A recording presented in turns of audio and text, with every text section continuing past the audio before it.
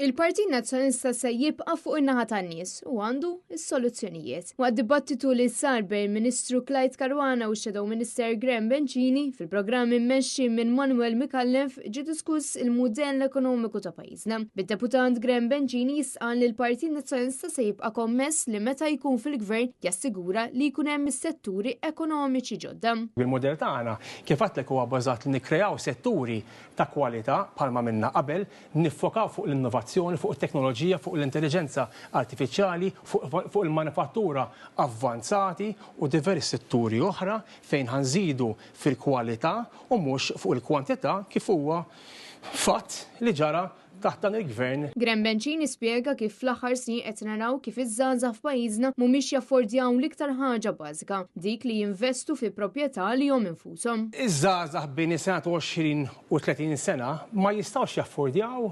95% tal-proprjetà. Jiena inserraħ ras in-nies li qed jarawna li meta jkun hemm aħna fil-gvern dak it-tajjeb li tisir bħalissa aħna ħanżommuh imma l-ħażin aħna ħnindirizzawh u ħnamlu hekk għal ġid tal-poplu Malti u għawċi kollu. Anke jekk mill-oppożizzjoni l-ħidma tal-Partit Nazzjonalista qatt ma waqfet tant li fl-aħħar jimrajna kif is-seduta dedikata għalih il-Partit Nazzjonalista għażel li jtellna d-diskussjoni l-iktar tema li qed taffettwa lill-poplu Malti u għawċi dik tal-għoli tal-ħajja. Fil-Kamra tad-Deputati il-Kap tal-Partit Nazzjonalista Bernard Grech ippreżenta qatt ta' proposti li l-Gvern jista' jimplementa ħalli tittaffa l-problema tal-inflazzjoni. Min-naħa l-oħra l-Gvern għadu ma ppreżenta l-ebda pjan jew mudell ekonomiku fit-tul. Bil-poplu Malti u għawċi qed tibati min-nuqqas ta' viżjoni li għandu l-Labor.